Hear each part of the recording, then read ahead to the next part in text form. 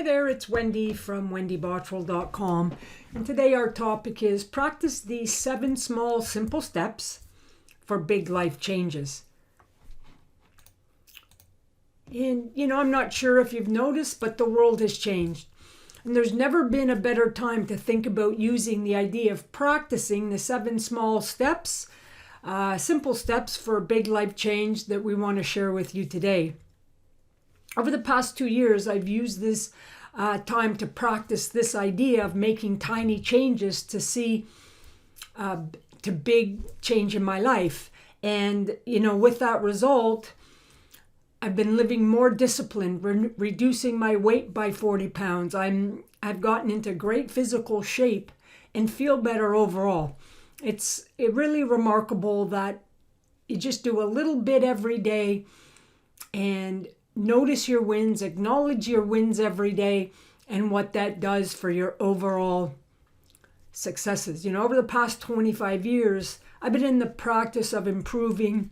And in the past 2 years, I've taken more action on those tiny steps, and I've seen results that have just been bigger and bigger changes. And what I've learned is, to change, it takes practicing these steps every single day. And for so many, that sounds too easy, and so they don't even attempt to use this idea to reach their desired goals in their life. Now, these practices and habits weren't achieved all at once. And I think this is a big thing that people think about when they're making change. It's about small daily actions over time that you actually realize your new and better habits, your new and better practices, and also the changes that you're desiring. Taking the first step is definitely the hardest part. It's not uncommon to see people never do what they say they want or what they have in their mind just because they're too scared or overwhelmed to get started. And begin to think of change as those simple, tiny steps to allow you to win every day. New experiences come with a dose of fear. You must embrace the unknown and take the risk. Not everyone is willing to let go and take on these challenges. Believe it or not, you can bring your ideas to life without changing everything at once. It's that first step that will move you in the right direction. Small things as building a new practice or a habit, can go a long way to your success in any area of your life. And I found this quote today: great things are not done by impulse, but by a series of small things brought together. Great things are not something accidental, but they must certainly be willed. And that's by Vincent van Gogh. And things, like going out for a walk. Maybe, if you've not been exercising in a very long time, maybe the idea is to put on your shoes and step out the door. Tiny steps. That's what we're talking about here. So why taking the first step is the hardest? No matter what you're trying to achieve, taking that first step can be mind-wrecking. You might have some of these thoughts. I know I certainly have at certain points in my life. Will I fail? If it's about a job, how much will I make, or a business? Maybe it's about how will people think of me? What if I'm no good? What if it's not the right time to do it? Am I ready for this? The truth is that no one can guarantee that you'll succeed. However, you'll never know how it's going to turn out unless you commit to taking the action toward what you want to achieve. Do you want to spend the rest of your life wondering what if? This was me 25 years ago. I was 100 pounds overweight, low energy, and certainly not living my best life.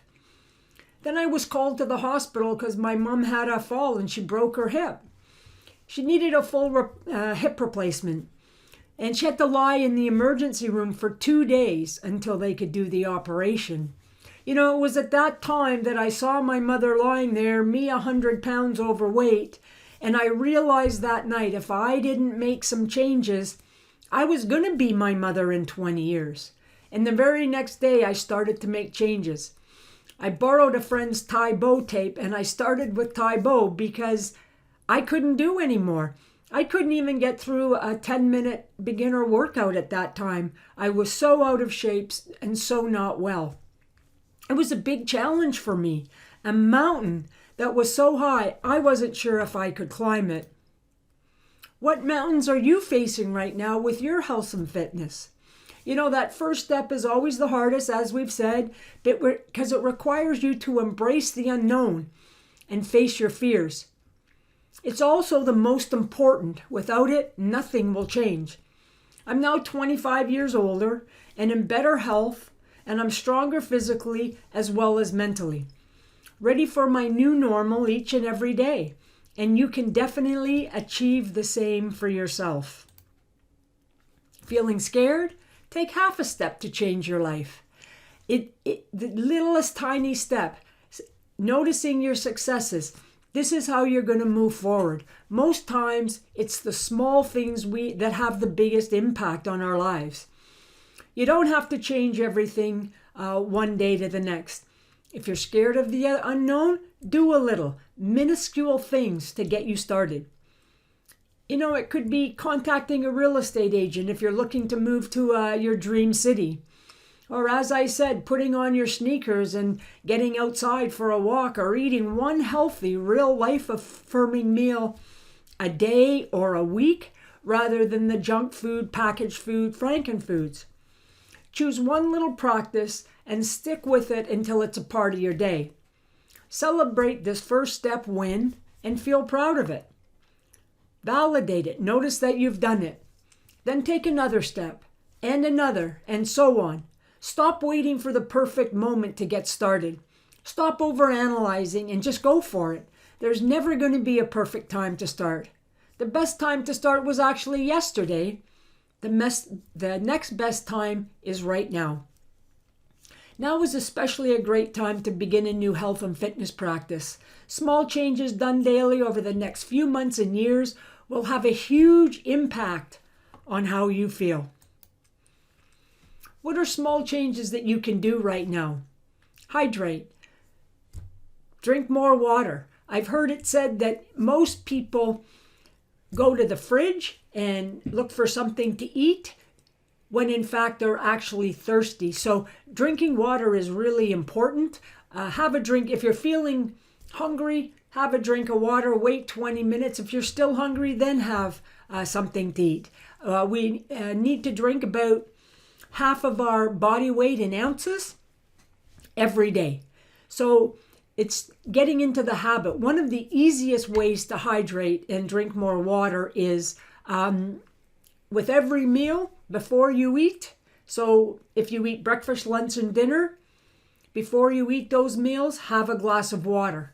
When you're exercising, 2 glasses of water. Right there, we're at 5 glasses. Have one when you get up in the morning. One before you go to bed. Now we're at 7 glasses of water. If you have a snack at any time in between those, have a glass of water. There's 8 glasses right there. So it can be very simple. If you're not used to drinking water, I would start slow. You want your body to adapt because you will go to the washroom more as you're getting used to the drinking water. So there's an idea for you on hydrating. It can be very, very simple. And I had a client that we got her on a program of simply drinking water. And in 2 days, she noticed how much better she was thinking. As an entrepreneur, and everybody it's important, but definitely when you're running your own business. So hydrate. The next idea, small change, eat real food. Cooked by you in your own kitchen. If you're not in the habit or practice of cooking at home, we recommend that you learn 3 new recipes.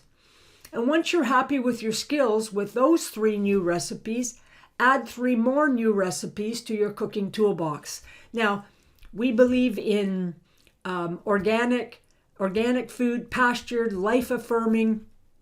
These are the foods that you're going to notice the biggest benefit. You don't want to be cooking low-grade ingredients. If at all possible, you want the best ingredients for you. That's possible for you.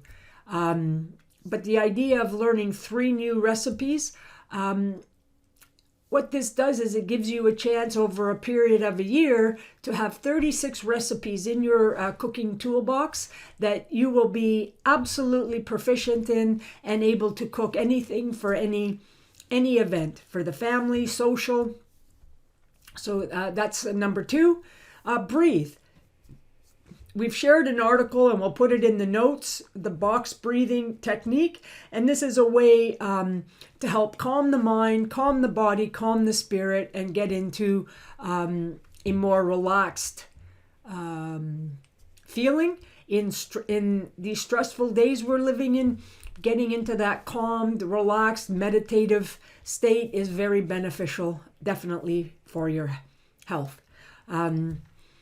So move your body more. Walk, bike, do a home workout, Pilates, yoga, martial arts. It doesn't really matter what you do. The point of it is find something you enjoy and do it most days of the week.